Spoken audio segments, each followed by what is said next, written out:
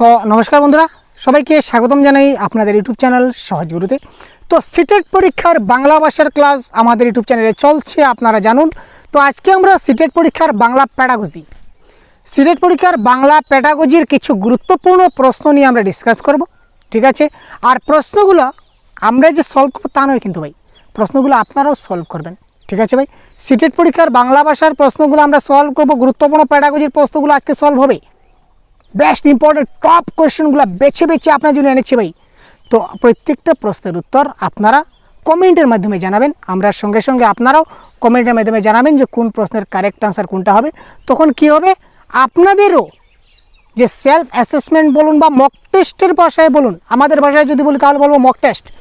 তো যদি আমরা 50টা প্রশ্ন সলভ করি তাহলে বা 30টা প্রশ্ন সলভ করি, যতটাই করবো না কেন, আপনারা যদি আমাদের সঙ্গে সঙ্গে আনসার করতে থাকুন কমেন্ট বক্সে, তাহলে আপনারা নিজের মক টেস্ট হয়ে গেল, নিজেকে নিজে যাচাই করতে পারলেন। তো দেরি কিসের, আর দেরি না করে এক্ষুনি আমরা ক্লাসটাকে স্টার্ট করি।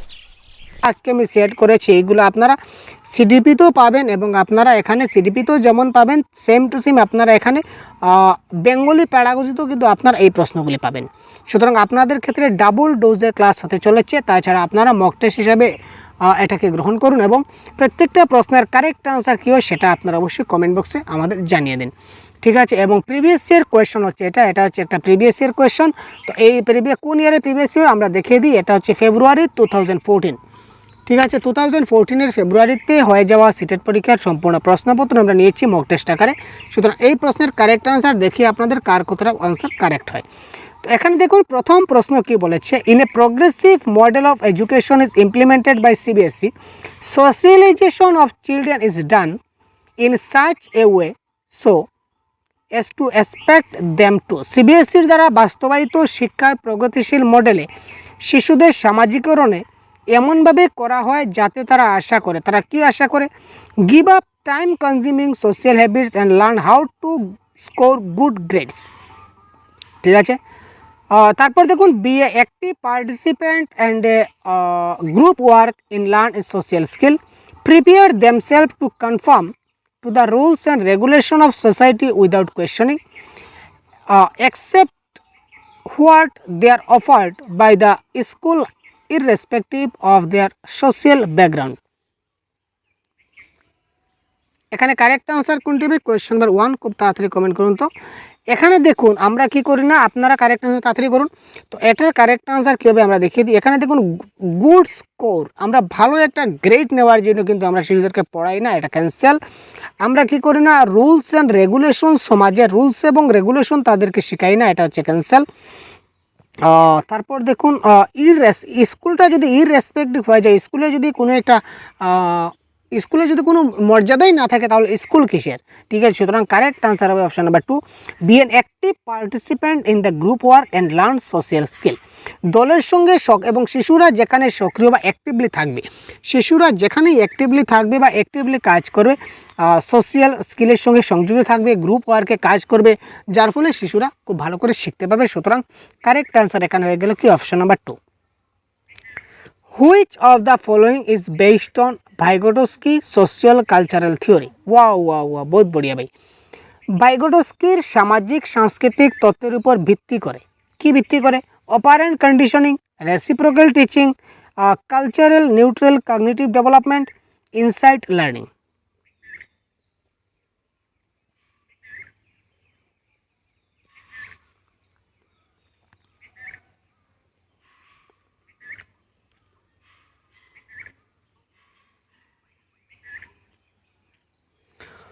তো এটা দেখে নেওয়া যায় কারেক্ট আনসার কী হতে পারে আমাদের। দেখুন, তো ভাইগোটস্কির তত্ত্ব কী বলেছেন, ভাইগোটস্কি বলেছিলেন যে শিশুরা সমাজ থেকে শিখবে। শিশুরা কোথা থেকে শিখে, সমাজ থেকে শিখে বা সোশিয়াল থেকে শিখে। তো সোশিয়াল মানে সে যখন স্কুলে যাবে তখন তার বন্ধু বান্ধব পাবে, জিনিসটা আমরা বুঝবো। সে তার বন্ধু ফ্রেন্ডস সার্কুল থেকে সে শিখতে পারে। সমাজ থেকে শিখবে মানে বন্ধু বান্ধব যাই হোক না কেন, মা বাবা আত্মীয় স্বজন বা শিক্ষক যাই হোক না কেন, অর্থাৎ সে কী করবে, সে তার ফ্রেন্ডদের কাছ থেকে শিখবে, একজন থেকে আরেকজনের কাছ থেকে শিখবে। একজন বন্ধু আরেকজনের বন্ধুর কাছ থেকে শিখতে পারে, থেকে শিখতে পারে, অর্থাৎ তাকে আমরা কি বলতে পারি, পারস্পরিক শিক্ষা। বা রেসিপ্রোকাল টিচিং, একজন থেকে আরেকজনে শিখবে, দ্যাট ইজ কল পারস্পরিক শিক্ষা অ্যাকর্ডিং টু ভাইগোটস্কির তত্ত্বে আমরা পাই। সুতরাং কারেক্ট আনসার বা reciprocal teaching is the right answer. পরবর্তী প্রশ্ন দেখুন, প্রশ্নটা অনেক একটু দীর্ঘ আছে তাই আমরা প্রশ্নটা দেখছি। A teacher says in her class, একজন টিচার তার ক্লাসে বললেন, কি বললেন, as individual assignments are designed to help individual student learn more effectively, all students should completely assigned prescribed without any assistance. She is referring to which of the following stages of Kohlberg moral development? এবার দেখুন কলবার্গের মরাল ডেভেলপমেন্টের মধ্যে আমরা চলে আসলাম। একজন শিক্ষক কি করলেন, তার ক্লাসকে বললেন, তার ক্লাসের সব ছাত্রদেরকে বললেন যে যেহেতু পৃথক অ্যাসাইনমেন্টগুলি পৃথক শিক্ষার্থীদের আরও কার্যকরভাবে শিখতে সহায়তা করার জন্য ডিজাইন করা হয়েছে, যে তোমাদের আলাদা আলাদা প্রত্যেকে আলাদা আলাদা অ্যাসাইনমেন্ট তৈরি করো, তাই সমস্ত শিক্ষার্থীদের কোনো সহায়তা ছাড়াই নির্ধারিত অ্যাসাইনমেন্টগুলি সম্পূর্ণ করা উচিত। যেহেতু প্রত্যেকের জন্য আমি আলাদা আলাদা অ্যাসাইনমেন্ট দিয়েছি তোমাদের, তাই তোমরা কাউটা না দেখে তোমরা নিজে থেকে কী করতে পারো, এই অ্যাসাইনমেন্টগুলো নিজে তৈরি করো, এটা তোমাদের উচিত। এখানে তিনি কোহলবার্গের নৈতিক বিকাশের তত্ত্বর মতে এখানে কোন পর্যায়ের কথা বলেছিলেন?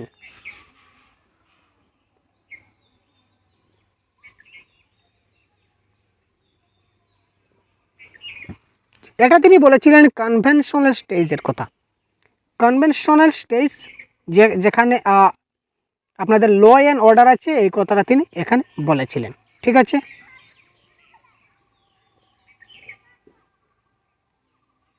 প্রথমটা কী ছিল, প্রি কনভেনশনাল, তারপরে ছিল কনভেনশনাল, তারপর ছিল কি পোস্ট কনভেনশনাল। ঠিক আছে, তো কনভেনশনাল স্টেজের 4 নম্বর যেটা স্টেপ, এই স্টেপে ছিল ল অ্যান্ড অর্ডার, অর্থাৎ তোমরা নিজে ল এবং অর্ডার মেনটেন করে তোমরা নিজে সবগুলো নিজে যাচাই করো। ঠিক আছে, এখানে কাউকে পানিশমেন্ট দেওয়া হবে সে কথা বলা হয়নি, সোশ্যাল কন্ট্যাক্ট সামাজিক চুক্তির কথা কোনো বলা হয়নি, এখানে কোনো ইন্ডিভিজুয়ালিজম বা এক্সচেঞ্জ তুমি আমাকে দাও আমি তোমাকে দেবো, টিট ফর টেট এই ধরনের কোনো কিছু বলা হয়নি। সুতরাং এটাও কাটা গেল। সুতরাং এখানে ল অ্যান্ড অর্ডার মেনটেন, অর্থাৎ আমি যেটা আইন তোমাদের দিলাম এই আইন মতে, বা আমি যেটা রুলস তোমাদের বলে দিলাম, নিয়ম যেটা বলে দিলাম, এই নিয়ম মতে তোমরা কাজ করো, আইন শৃঙ্খলা মতে তোমরা কাজ করো। 14-year-old Deepika is attempting to develop a sense of herself as a separate, self-governing individual she is developing. 14 বছর বয়সী দেবিকা নিজেকে একটি পৃথক স্বায়ত্তশাসিত ব্যক্তি হিসাবে গড়ে তোলার চেষ্টা করছে। এখানে সে কিসের বিকাশ করছে? 14 বছরের একটা দেবিকা সে নিজেকে পৃথক এবং স্বায়ত্তশাসিত ব্যক্তি, সে বলেছে না আমি সবার থেকে সেপারেট, আমি প্রত্যেক থেকে আলাদা এবং আমি নিজে একটা স্বায়ত্তশাসিত গভর্নমেন্ট, অর্থাৎ আমি সব কিছু। সে তার কিসের বিকাশ করার চেষ্টা করছে? নিয়মের প্রতি ঘৃণা, স্বায়ত্তশাসন অটোনমি, নাকি টিনেজ অ্যারোগেন্স যেটা আমরা বলতে থাকি কিশোরকালের অহংকার, নাকি ম্যাচুরিটি বা পরিপূর্ণতার বিকাশ করছে? এখানে কোয়েশ্চেন নাম্বার 4 আমাদের কি হয়ে যেতে পারে? কারেক্ট অ্যান্সার আমরা দেখি, এটা স্বায়ত্তশাসন, এটাকে বলা হয় অটোনমি বা স্বায়ত্তশাসন, অর্থাৎ আমি নিজে এক না একতন্ত্র, আমি নিজে আমি যা বলছি তা, আর কেউ কিছু বলার নেই। সুতরাং এটা হবে অটোনমি, অর্থাৎ কোয়েশ্চন নাম্বার 4 এর option number 2 is the right answer. In context of progressive education which of the following statement is true according to John Dewey? দেখুন প্রগ্রেসিভ এডুকেশন এবং চাইল্ড সেন্ট্রিক এডুকেশন নিয়ে আমরা একটা ক্লাস দিয়েছিলাম, সম্পূর্ণ কনসেপ্টের class. তো যদি আপনারা কনসেপ্টের ক্লাসটা দেখে না থাকেন তো রিকোয়েস্ট করব খুব তাড়াতাড়ি এখনই এই ক্লাস শেষ হওয়ার পরে আপনারা কনসেপ্টের ক্লাসটা খুব তাড়াতাড়ি যাতে করে দেখে নিন, যাতে করে আপনাদের কনসেপ্টটাও ক্লিয়ার হয়ে যায়। তো এবার দেখুন, there should not be place for democracy in a classroom. ঠিক আছে, তো এই প্রশ্নের কারেক্ট আনসার আমরা দেখি কি হতে যাচ্ছে আমাদের। In context of progressive education which of the following statement is true, অর্থাৎ জন ডিউইর মতে প্রগ্রেসিভ এডুকেশনের আর নিচের কোন স্টেটমেন্টটা সত্য? There should not be place for democracy in a classroom, তিনি বলেছেন যে ক্লাসরুম গণতন্ত্রের জায়গা থাকা উচিত নয়। কেন তিনি বলেছিলেন যে গণতন্ত্র উচিত, ক্লাসরুমে গণতন্ত্র থাকতে হবে, এই কথা বলেছিলেন জন ডিউই। এখানে নয় বলেছে, তার মানে এটা হচ্ছে না। Student should be able to solve social problem themselves, শিশুরা নিজে থেকে যাতে তারা সামাজিক সমস্যার সমাধান করতে পারে, এটা কিন্তু বলেছিলেন জন ডিউই। এটা আপাতত টিকমার্ক রাখি। Curiosity does not belongs to inherent nature of student, rather it is belong to cultivated. এটা হচ্ছে না। কৌতূহল ছাত্রদের প্রকৃতি জানানো, এটি চাষ করা উচিত। কি কথা, চাষবাস আমরা কোথাও পাইনি, সেটা কেটে দিই।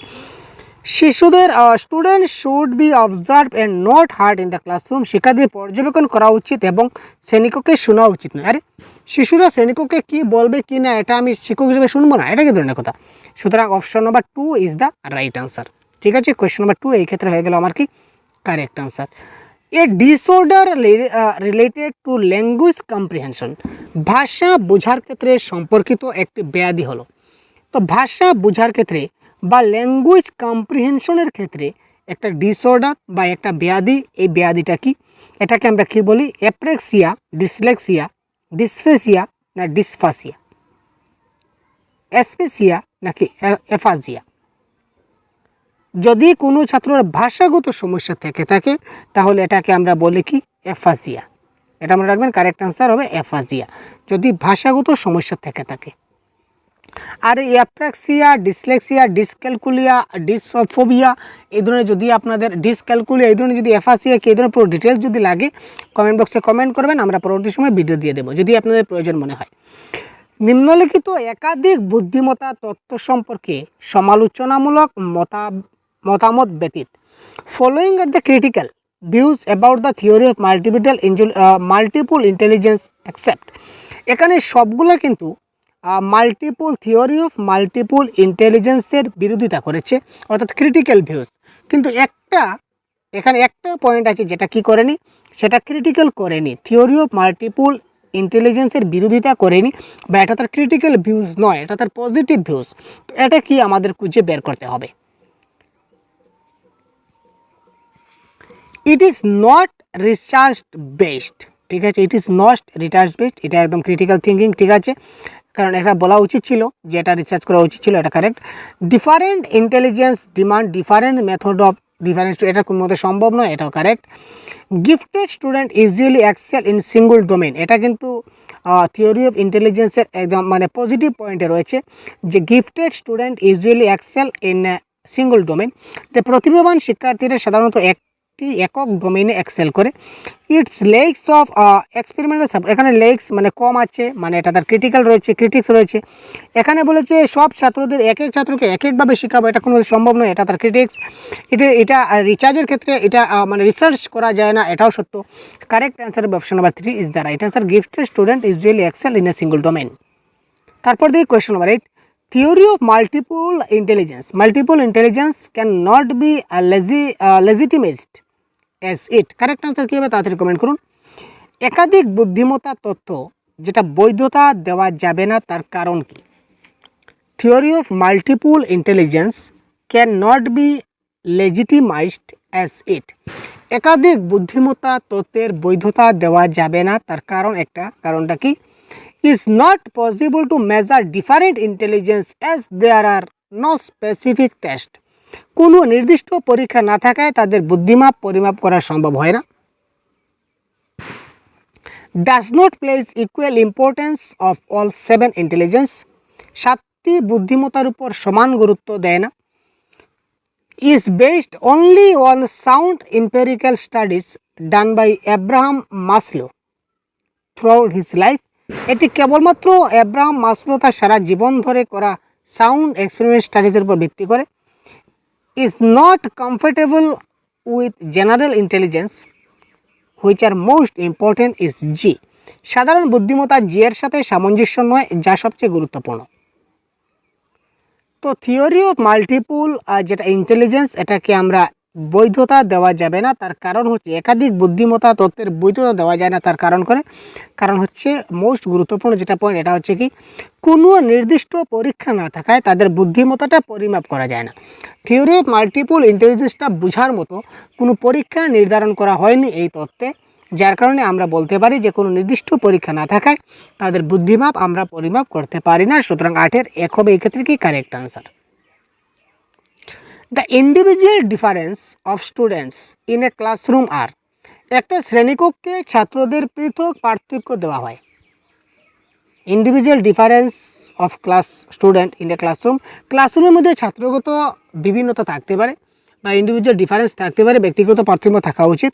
তো তার মানে কি, disadvantage as teacher need to control A diverse classroom, সেটা অসুবিধাজনক হিসাবে শিক্ষকদের একটি বৈচিত্র্যময় শ্রেণীকক্ষ নিয়ন্ত্রণ করতে হবে। তারপর হচ্ছে কি, দেখুন আমরা দেখি detrimental as they lead to student conflict, ক্ষতিকারক কারণ তারা ছাত্রছাত্রীর দ্বন্দ্বের দিকে পরিচালিত করে, কারণ কাউকে ভালো কাউকে খারাপ, কাউকে কালো কাউকে পরিষ্কার, এ ধরনের যদি আমরা করি তাহলে দ্বন্দ্বের সৃষ্টি হয়ে যাবে। তারপর দেখুন in expanded as they reduce the speed of the curriculum transaction to the level of the slow student, যারা ছাত্ররা কম গতির আছে, যারা কম পড়াশোনা করতে পারছে, যারা একটু ধীর গতির বা লয় গতির আছে বা অনভিজ্ঞ হিসাবে, তারা পাঠ্যক্রম লেনদেনের গতি হ্রাস করে ধীরতম শিক্ষার্থী স্তরে। তারপর দিয়েছে advantage they aid the lead teacher to explore wider pool of the cognitive structure. এই ক্ষেত্রে আমরা সবচেয়ে ভালো আনসার করতে পারি অপশন নাম্বার 4 হবে এই ক্ষেত্রে আমাদের কারেক্ট আনসার। কোয়েশ্চেন নাম্বার 9, কেননা সুবিধাজনক কারণ তারা শিক্ষককে জ্ঞানীয় কাঠামোর একটা বিস্তৃত পুল অন্বেষণ করতে পরিচালিত করে, একটা ওয়াইডার পুল হিসাবে তারা কগনিটিভ স্ট্রাকচার, অর্থাৎ কোন শিশুরা কোন অ্যাঙ্গুলে রয়েছে, কোন শিশুকে কিভাবে পড়ালে বুঝতে পারবে, কোন শিশুর কতটুকু কগনিটিভ দক্ষতা নেওয়ার ক্যাপাসিটি আছে, ওই জিনিসটা শিক্ষক কী করতে পারেন, বুঝতে পারেন। তো এটাই হচ্ছে সবচেয়ে বড় ব্যাপার। School based assessment was introduced to, school ভিত্তিক মূল্যায়ন চালু করা হয়েছিল। এবার দেখুন স্কুল ভিত্তিক মূল্যায়নটা চালু করা হয়েছিল কিসের জন্য বা কখন হয়েছিল, এটা অপশনে আমরা দেখব। Decentralise the power of boards of school education in the country. আরে ভাই, স্কুল ভিত্তিক মূল্যায়ন চালু করলে কি দেশে স্কুল শিক্ষা বোর্ডের কি ক্ষমতা কমে যায় নাকি বিকেন্দ্রীকরণ হয়ে যায়? মোটেই না। Ensure the holistic development of the student, দেখুন যেখানে হোলিস্টিক ডেভেলপমেন্ট দেখবো বা অলরাউন্ড ডেভেলপমেন্ট দেখবো বা রিয়েল লাইফ দেখবো, এটা কারেক্ট আনসার হবে, এটা আপাতত ঠিক করে রাখি।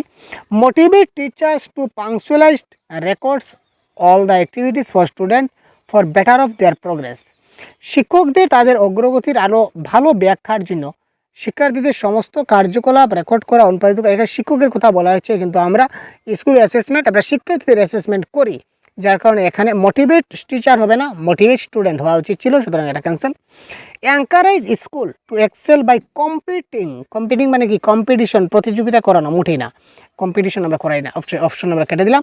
কারেক্ট আনসার হচ্ছে কি অপশন নাম্বার 2, এই ক্ষেত্রে হবে আমাদের কি কারেক্ট আনসার। নেক্সট দেখি, শিক্ষক হওয়ার স্বপ্ন যদি আপনার মধ্যে থাকে তাহলে আপনাকে সিটেট কিংবা টেট পরীক্ষা কোয়ালিফাই করতে হবে। তো দেখুন সিটেট পরীক্ষা আসতে চলেছে জুলাই মাসে, আমরা জানি। তো সিটেট পরীক্ষার বাংলা ভাষার কমপ্লিট কোর্স এবার থেকে আমরা সহজ গুরু অ্যাপের মাধ্যমে আমরা লঞ্চ করেছি। অ্যাপের মাধ্যমে আপনারা প্রতিদিন ক্লাস পাবেন, যেখানে live class, recorded class, PDF notes, প্রত্যেকটা ক্লাসের পিডিএফ, ইবুক, 50টারও বেশি মক টেস্ট, 50টারও বেশি practice set, previous year question 2012 থেকে 2024 আমরা করব।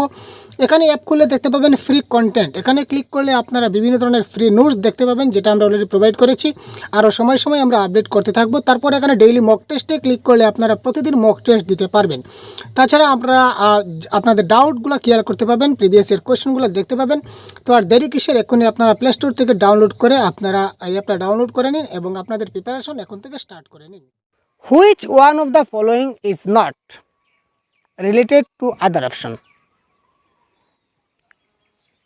নিচের কোনটি অন্যান্য বিকল্পের সাথে সম্পর্কিত নয়? Organising question answer session, taking feedback from student on a topic, conducting quiz, modelling the skill of self assessment.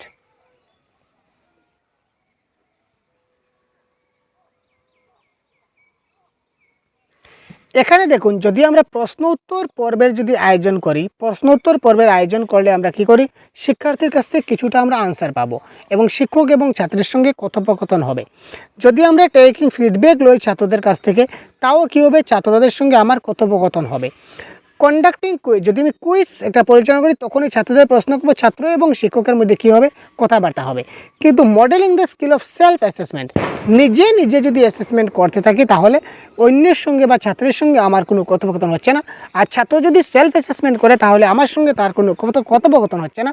তার মানে এটা হচ্ছে এই তিনটা থেকে আলাদা, তার মানে অপশন নাম্বার 4 এই ক্ষেত্রে হবে correct answer.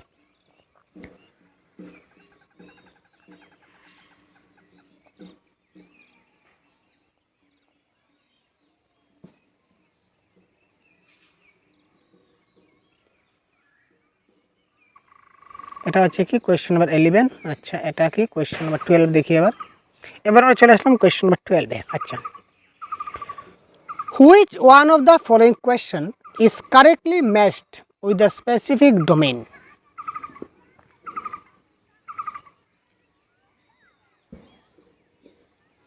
Could you group your student on the basis of their achievement in mathematics? এটা লাস্টে একটা ছুটে গেছে, এটা হবে evaluation। এটা evaluation এখানে হবে। Evaluating what was the turning point in the cricket match telecast last night, মানে হচ্ছে creating। Write down a new recipe of cook kitchen by using helpers, এটা হবে herbs, এটা হচ্ছে application। Determine which of the given measure would most likely lead to achieving best result, analyzing।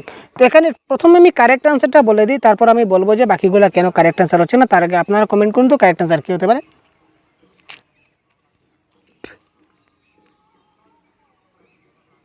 আপনারা বলুন তো correct answer কী হতে পারে। দেখুন, কারেক্ট আনসার হচ্ছে অপশন নাম্বার 4। কেন অপশন নাম্বার 4 হচ্ছে আমি বলে দিই। Determine which of the following measure would most likely lead to achieve best result. প্রদত্ত পদক্ষেপগুলির মধ্যে কোনটি সম্ভবত সর্বোত্তম ফলাফলের দিকে গতি করবে তা নির্ধারণ করা।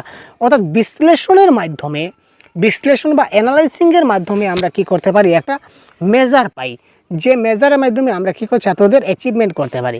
আচ্ছা, অ্যাপ্লিকেশনের সাথে আমাদের যে কুক কিচেনের রেসিপির একটা নতুন রেসিপি লেখার সঙ্গে কী সম্পর্ক বলুন। অ্যাপ্লিকেশনের সঙ্গে, অ্যাপ্লিকেশন মানে প্রয়োগ, বাস্তবে ব্যবহার করব।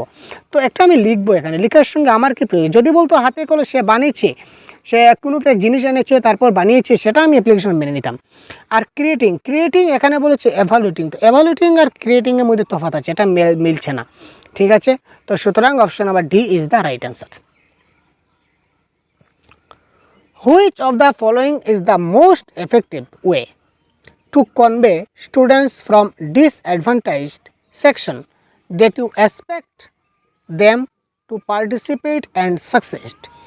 নিম্নলিখিতগুলির মধ্যে কোনটা সুবিধা বঞ্চিত বিভাগগুলির শিক্ষার্থীদের জানাতে সবচেয়ে কার্যকর উপায় যা আপনি তাদের অংশগ্রহণ এবং সফল হওয়ার আশা করেন? নিম্নলিখিতের মধ্যে কোনটা একটা সুবিধা বঞ্চিত বিভাগগুলির শিক্ষার্থীদের জানাতে সবচেয়ে কার্যকর উপায় যা আপনি তাদের অংশগ্রহণ এবং সফল হওয়ার আশা করেন? তাদের সফল হওয়ার ক্ষমতার উপর আপনার আস্থা প্রকাশ করুন। শেখানো বিষয়গুলিতে আপনার নিজের আগ্রহ প্রকাশ করুন। তাদের লক্ষ্য উপলব্ধি করার জন্য যতটা সম্ভব অন্যান্য বাচ্চাদের সঙ্গে তাকে তুলনা করুন। আপনি তাদের উচ্চ প্রত্যাশা আছে কিনা সেই বিন্দু দিয়ে জোর দিন।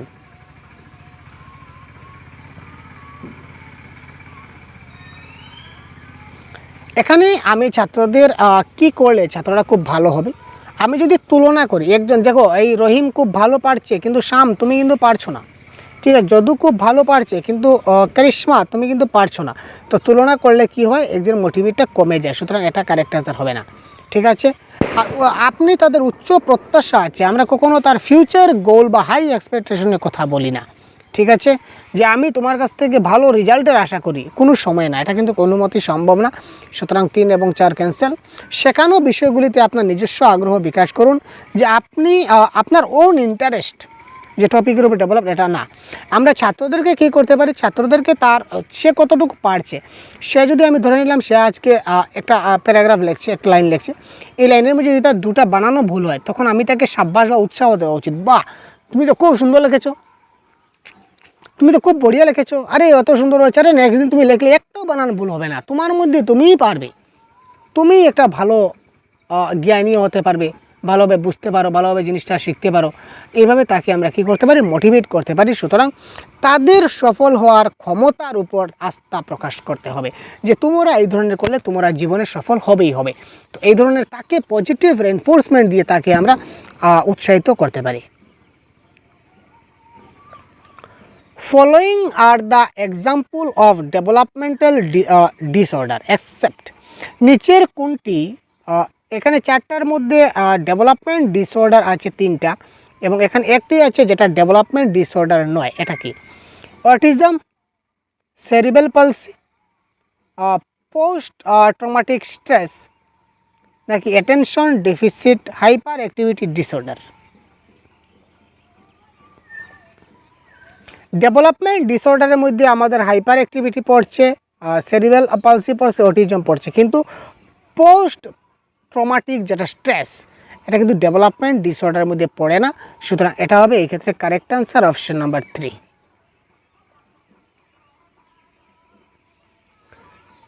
Multiple pedagogical technique, assorted learning material, multiple assessment technique, and varying the complexity and nature of the content are associated with which of the following? এখানে আমরা একাধিক শিক্ষাগত কৌশল, বিভিন্ন ধরনের শেখার উপাদান, একাধিক মূল্যায়ন কৌশল এবং বিষয়বস্তুর জটিলতা এই সবগুলি পরিবর্তন করে নিম্নলিখিতর কোনটার সাথে universal design of learning, remedial teaching, আর differentiated instruction, reciprocal teaching?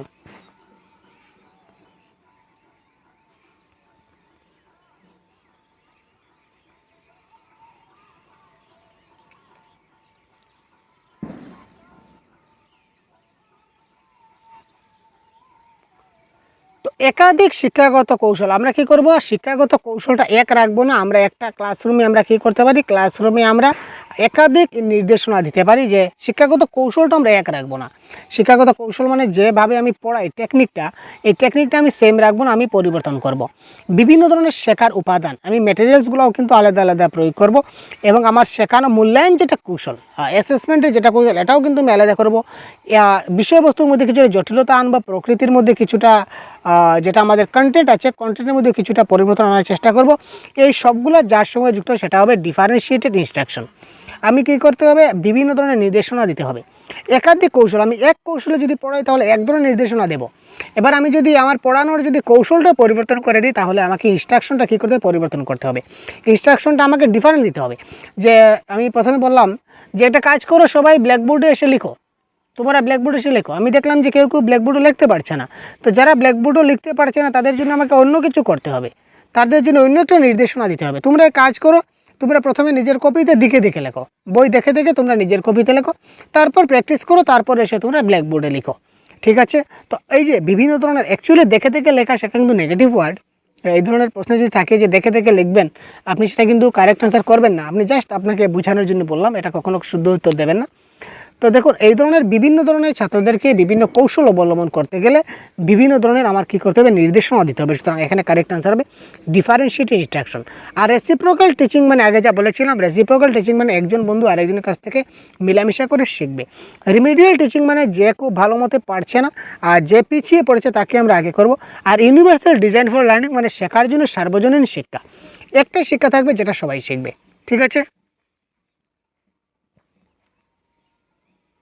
Which of the following is true about gifted learner? প্রতিভাবান শিশু সম্বন্ধে কনসেপ্টের ক্লাস হয়ে গেছে, আপনারা দেখে নিতে পারেন। Which of the following is true about gifted learner? প্রতিভাবান শিক্ষার্থীদের সম্বন্ধে নিচের কোনটা সত্য? They make everyone else smarter and are essential for collaborative learning. তারা অন্য সবাইকে স্মার্ট করে তোলে এবং সহযোগিতামূলক শেখার জন্য তারা অপরিহার্য। তারা অন্য সবাইকে স্মার্ট করে না, আমরা তো পেলাম না যে তারা অন্য সবাইকে স্মার্ট করে। আপনি পেয়েছেন? আপনি পেলে কিন্তু জানাবেন। They always lead other and assume extra responsibility in the classroom. তারা সর্বদা অন্যদের নেতৃত্ব দেয় এবং শ্রেণীকক্ষে অতিরিক্ত দায়িত্ব গ্রহণ করে। They may achieve lower grades due to their heightened sensitive. তারা তাদের উচ্চতর সংবেদনশীলতার কারণে নিম্ন গ্রেড অর্জন করতে পারে। Their importance is primarily due to their brain power. তাদের গুরুত্ব মূলত তাদের মস্তিষ্কের শক্তির কারণে।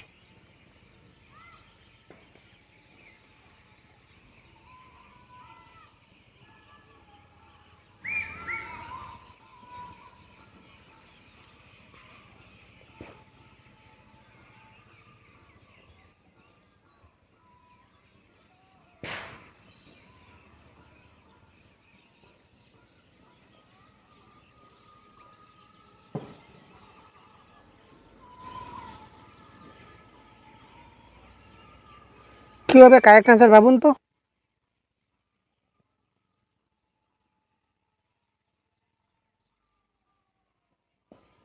আপনাদের কমেন্টের অপেক্ষায় বসে আছি ভাই, তাড়াতাড়ি কমেন্ট করুন।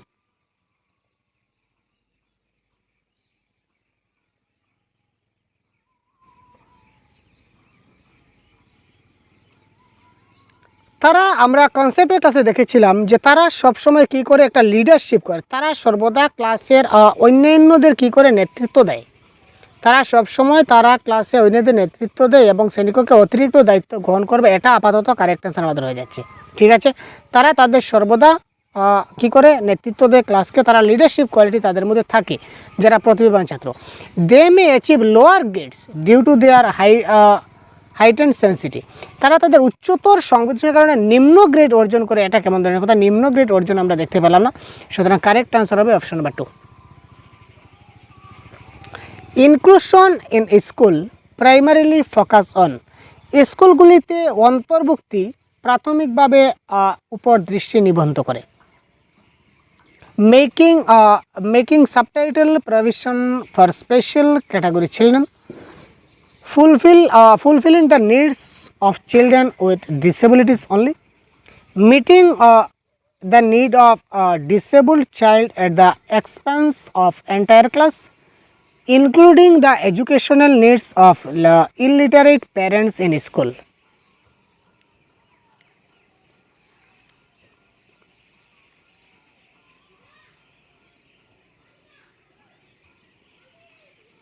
তো এটা কারেক্ট আনসার হবে ইনক্লুসিভ এডুকেশন, যেটা স্কুলে প্রাইমারি ফোকাস করে, এটা হচ্ছে কি বিশেষ শ্রেণীর শিশুদের জন্য সূক্ষ্ম বিধান করা। ঠিক আছে, বিশেষ শ্রেণী যারা শিক্ষক আছে তাদের ক্ষেত্রে আমরা করতে পারি। আর অনলি, এখানে অনলি আছে, সেটা নেগেটিভ অর্থে হয়ে যাবে, এবং এখানে ইলিটারি প্যারেন্টের জন্য আমরা কিছু করি না, সেটা আমাদের ক্যান্সেল হয়ে যাবে। Meeting the needs of disabled child to expense the entire class, পুরো ক্লাসের প্রতিবন্ধী শিশু চাহিদা পূরণ করা, সেটা সম্ভব নয়। এটা বিশেষটা শ্রেণীর হচ্ছে এই শ্রেণীর শিশুদের জন্য সূক্ষ্ম বিধান করা।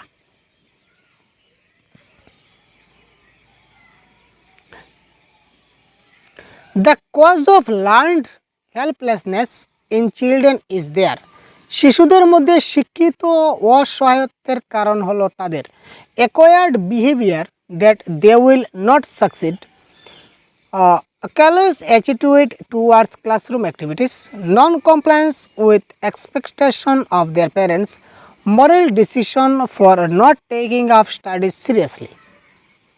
The cause of learned helplessness in children in there, শিশুদের মধ্যে শিক্ষিত অসহায়ত্বের কারণ হলো তাদের কি, তাদের অর্জিত আচরণ যা তারা সফল হবে না। একদম গুরুত্বপূর্ণ, দেখুন আমরা হোয়াট ইজ লার্নিং, শিখন কি, learning is nothing but A modification of behaviour. ঠিক আছে, তো যারা অশিক্ষিত থাকবে, যারা শিক্ষিত হবে না, তাদের অসহায় হবে, তারা কি তাদের যে অর্জিত যেটা আচরণ করতে পেরেছিল তাকে তারা সফল হবে না। If a student is constantly getting lower grades in school, একটা ছাত্র যদি সবসময় কম নম্বর পেতে চলেছে ধারাবাহিকভাবে, her parents can be advised to help her by, তবে তার বাবা মাকে তাকে সাহায্য করার পরামর্শ দেওয়া যেতে পারে। কি পরামর্শ দেওয়া যেতে পারে?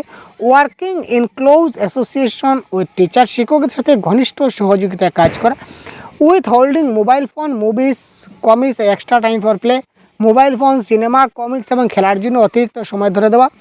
যারা সঠিক শিক্ষার অধিকারী নয় তাদের জন্য তাকে কষ্টগুলি বর্ণনা করা, তাকে বাড়িতে আরও বেশি কঠোর পরিশ্রম করানো। তো ভেরি সিম্পল, দেখতে পাচ্ছি স্টুডেন্টকে কি যারা পড়তে পারছে না, যারা পড়াশোনায় পড়তে পারছে না, তারা কিছু অসফল আছে, তারা পারছে না, আমরা কি তাকে মোবাইল ফোন কিনে দেবো? মোটেই না। বাড়িতে আরও কঠোর পরিশ্রম করতে দেবো না। অন্য কারোর জীবনের কষ্ট শুনলে তার কী হবে? মোটেই না। ছোটো শিশু বুঝতে পারছে না ভাই কী করছে কি না। তো কারেক্ট আনসারে working in close association with teacher, শিক্ষকের সঙ্গে আরও ঘনিষ্ঠ সহযোগিতায় কাজ করতে হবে, তখন সেই জিনিসগুলো ভালো করে বুঝতে পারবে। Which of the following does not better problem solving? Does not deter problem solving. নিম্নলিখিতের মধ্যে কোনটি সমস্যার সমাধানে বাধা দেয় না? সমস্যার সমাধানে বাধা দেয় না কোনটি? অন্তর্দৃষ্টি, মানসিক সেট, নাকি এনস্টমেন্ট, নাকি ফিক্সেশন?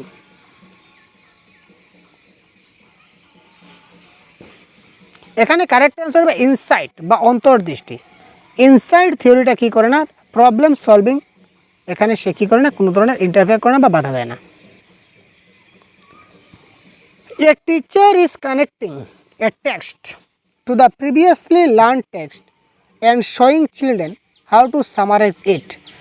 একজন শিক্ষক পূর্বে শেখা পাঠের সঙ্গে একটি পাঠ সংযুক্ত করছেন এবং বাচ্চাদের কীভাবে ক্রুটি সারসংক্ষেপ করতে হয় তা দেখাচ্ছেন। আবার দেখি প্রশ্নটা, একজন শিক্ষক পূর্বে শেখা পাঠের সঙ্গে একটা পাঠ্য সংযোগ, অর্থাৎ আগে আমি যে পাঠটা পড়িয়েছিলাম এই পাঠের সঙ্গে কিন্তু এই টপিকের রিলেট আছে, আজকের পাঠের রিলেট আছে, একটু ভালো করে দেখবে। এবং বাচ্চাদের কিভাবে এটি সারসংক্ষেপ করতে হতে দেখাচ্ছেন এবং আগের পাঠের সঙ্গে এই পাঠের যে সারসংক্ষেপ করবো এটা কীভাবে করব সে হলো কি, এই ক্ষেত্রে শিক্ষক কী করবেন, a helping children to develop their own strategy to comprehend it. এটি বোঝার জন্য শিশুদের তাদের নিজস্ব কৌশল বিকাশে সহায়তা করবে। তারপর যে পুরো পাঠের মধ্য দিয়ে যাওয়ার কোনো প্রয়োজন নেই বলে ইঙ্গিত করে, যে আমি আগে পাঠটা পড়লাম এবার এই পাঠটা পুরো পড়বো না, এটা মোটেই আমরা করবো না। Reinforcing the importance of text from the assessment point of only. ঠিক আছে, আমি পাঠটা পড়ে নিলাম, পাঠ পড়ার দরকার নেই, তোমাদের পরীক্ষা নিয়ে নিই, আরে এটা কী ধরনের কথা। Encouraging children to mark it effective at positive. আচ্ছা, শিশু যতটা সম্ভব কার্যকরভাবে মন আপ করতে উৎসাহিত করা, মুঠেই না। তো কারেক্ট অ্যান্সার হবে কি, এটি বোঝার জন্য শিশুদের তাদের নিজস্ব কৌশল বিকাশে সহায়তা করা। যে আগের পাঠটা বুঝলে তো সেম টু সেম এই পাঠটা, তো এই পাঠে কী হতে পারে অনুমান করো তোমরা নিজস্বভাবে, কী হতে পারে একটু ইঙ্গিত আপনি দিয়ে দিলেন, তারপর দেখলেন যে তারা কী বলে, যে আগের পাঠটা পড়েছিলাম সেম রয়েছে কিন্তু এই জায়গায় পরিবর্তন আছে, এবার কী হতে পারে একটু ভাবো তো। অর্থাৎ তারা নিজস্বভাবে যখন তারা ভাবতে শুরু করবে তারপরে তাদের ক্রিটিক্যাল থিঙ্কিং তাদের কী হবে, ডেভেলপমেন্ট হবে।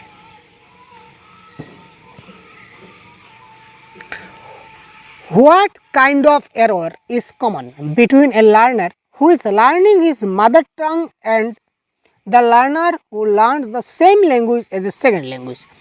একজন শিক্ষার্থী যে তার মাতৃভাষা শিখছে এবং যে শিক্ষার্থী দ্বিতীয় ভাষার মতো একই ভাষা শিখছে তার মধ্যে কী ধরনের ভুল রয়েছে। যেমন আমি বাংলা ভাষায় কথা বলি, বাংলা আমার মাতৃভাষা বাংলা L1, এবং একজন নেপালি আমার একজন বন্ধু আছে তার নাম হচ্ছে নেপাল, তার বাড়ি হচ্ছে নেপালি হচ্ছে তার মাতৃভাষা, কিন্তু সে কিন্তু আমার মতো বাংলা ভাষাটা শিখেছে, তার ল্যাঙ্গুয়েজ 2 হিসাবে মাতৃভাষা বাংলাকে শিখেছে, তার মাতৃভাষা নয় কিন্তু সে বাংলাকে শিখেছে। এবার আমার যে বাংলা এবং নেপালের বাংলা তার মধ্যে ডিফারেন্স কী হতে পারে, ওভার জেনারেশন, সিম্পলিফিকেশন, ডেভেলপমেন্টাল নাকি হাইপার কানেকশন?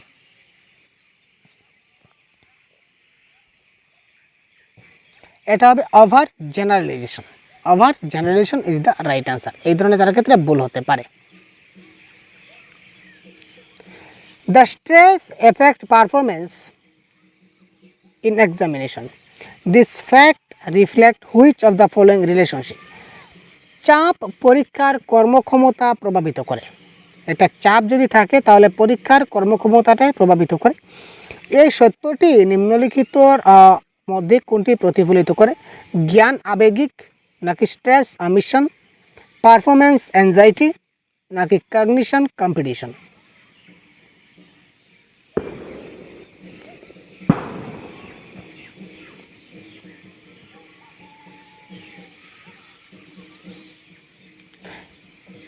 চাপ যদি পরীক্ষায় ভালো একটা প্রভাব ফেলতে পারে, যার জন্য আমাদের কিসের প্রয়োজন আছে, আমাদের কগনিশন বা ইমোশনের প্রয়োজন আছে, আমার আবেগ থাকতে হবে, ঠিক আছে, এবং আবেগের ফলে আমার জ্ঞান থাকতে হবে। যদি জ্ঞান না থাকে তাহলে আমার কিন্তু কাজ হবে না।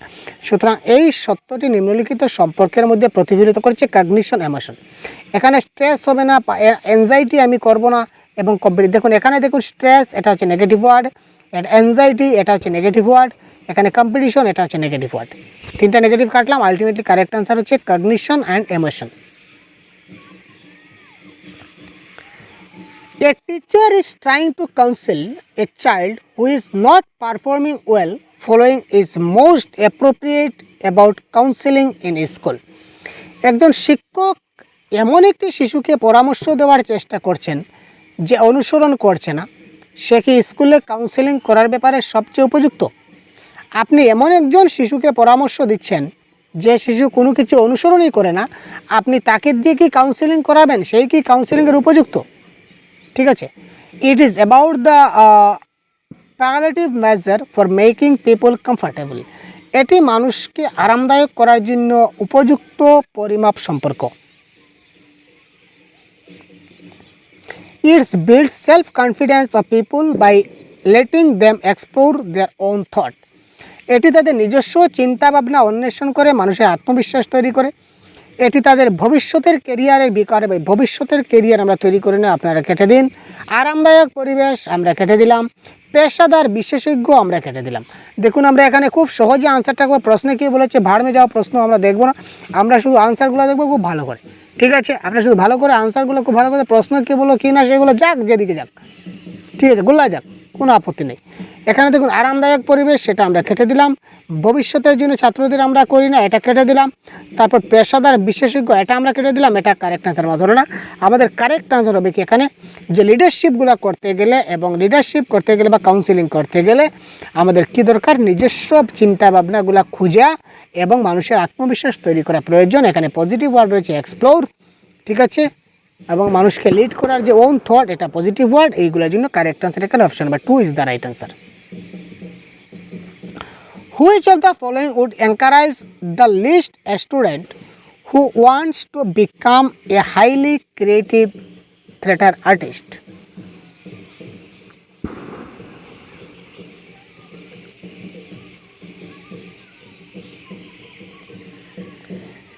নিচের কোনটি কমপক্ষে একজন শিক্ষার্থীকে উৎসাহিত করবে যিনি অত্যন্ত সৃজনশীল থিয়েটার শিল্পী হতে চান? একজন শিক্ষক, একজন ছাত্র, সে কি সৃজনশীল থিয়েটার হতে চায় বা সৃজনশীল আর্টিস্ট হতে চায়, তো এই ক্ষেত্রে কোন শিক্ষার্থী উৎসাহিত করবে বা নিচের কোনটি করলে শিক্ষার্থী উৎসাহিত হবে? রাজ্য স্তরের প্রতিযোগিতাটি জেতার চেষ্টা করুন, যা আপনাকে বৃত্তি নিশ্চিত করবে। রাজ্য স্তরের যদি আমি কম্পিটিশনটা জিতে যাই তাহলে আমি 100% স্কলারশিপ পেয়ে যাব এবং একটা আর্টিস্টের চান্স পেয়ে যাব। আমরা কখনো কম্পিটিশনে জেতার কথা আমরা কি বলেছি ভাই? আমরা কখনো কম্পিটিশনে জেতার কথা আমরা বলিনি। ঠিক আছে, সুতরাং অপশন নাম্বার 1 আমাদের কাটা গেল। Developed empathetic and supportive relation by the peer theatre artist. আপনার পিয়ার থিয়েটার শিল্পীদের মতো সহানুভূতিশীল, বন্ধুত্বপূর্ণ এবং সহায়ক সম্পর্ক গড়ে তুলুন। আচ্ছা, আপাতত থাক। ডেভোট ইউর টাইম টু ডোজ, কী বলেছে দেখি, সেই নাটকীয় দক্ষতাগুলিতে আপনার সময় উৎসর্গ করুন যা আপনার সবচেয়ে উপযোগ্য বলে মনে হবে।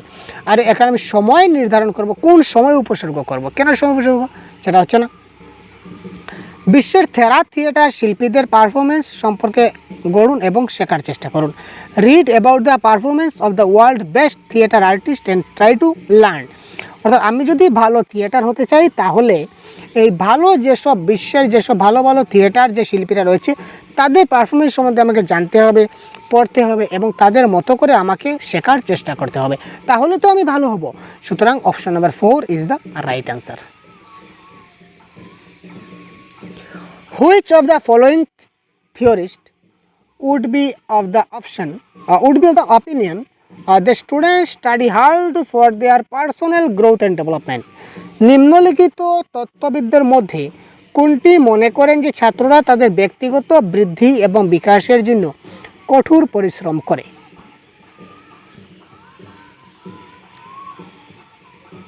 নিম্নলিখিত কোন তত্ত্ববিদরা মনে করেন যে ছাত্ররা তাদের ব্যক্তিগত বৃদ্ধি এবং বিকাশের জন্য কঠোর পরিশ্রম করে? বান্দুরা, স্কিনার, মাসলো নাকি পিয়াগেট? Question number 26। এখানে কারেক্ট আনসার মাসলো। মাসলো মনে করেন যে শিশুরা কী করে, শিশুরা তাদের বৃদ্ধি এবং বিকাশের জন্য তারা যথেষ্ট পরিশ্রম করে ব্যক্তিগতভাবে।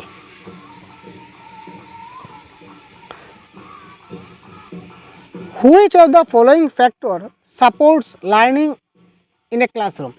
নিম্নলিখিত কারণগুলির মধ্যে কোনটি শ্রেণীকক্ষে শেখার সমর্থন করে? শিশুদের শিখতে অনুপ্রাণিত করার জন্য পরীক্ষার সংখ্যা বৃদ্ধি করা। Question number 27।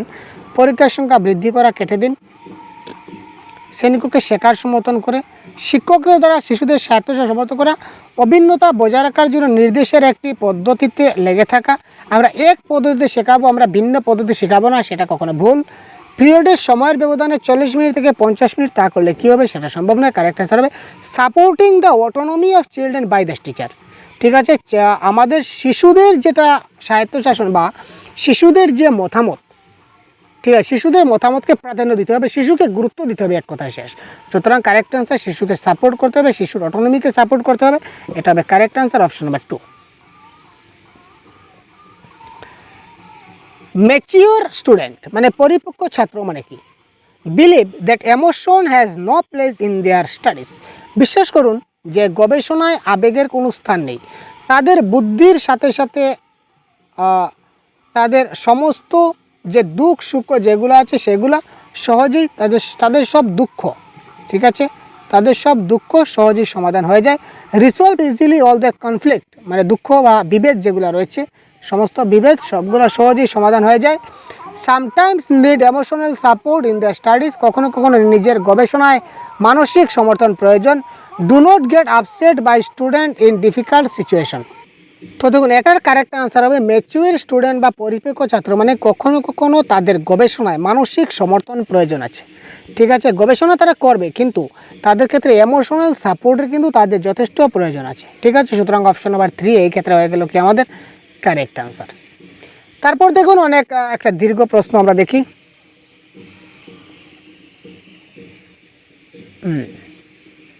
প্রথমবারের মতো প্রাক বিদ্যালয়ে আসে একটি শিশু প্রচুর কান্নাকাটি করে। প্রথমবার একটা শিশু প্রাক প্রাথমিক অর্থাৎ কি প্রি প্রাইমারি স্কুলে আসলো, আসার পরে সে কী করে প্রচুর কান্নাকাটি করে। 2 বছর পর একই শিশু যখন প্রথমবারের মতো প্রাথমিক বিদ্যালয়ে আসে তখন সে কান্নাকাটি করে। তার উত্তেজনা প্রকাশ করে না, বরং তার কিদ বা ঘাড়ের পেশিগুলো উত্তেজনাপূর্ণ হয়ে ওঠে, মানে সে কাঁদে, সে জুড়ে জুড়ে হাউ হাউ করে কাঁদে না, ভিতরে ভিতরে কাঁদে, যাতে করে সে তার কাঁধ বা ঘাড়ের পেশিগুলো উত্তেজনা অনুভব করে। তার এই আচরণে যে পরিবর্তন ঘটলো এই পরিবর্তনটা কোন নীতির উপর ডিপেন্ড করছে?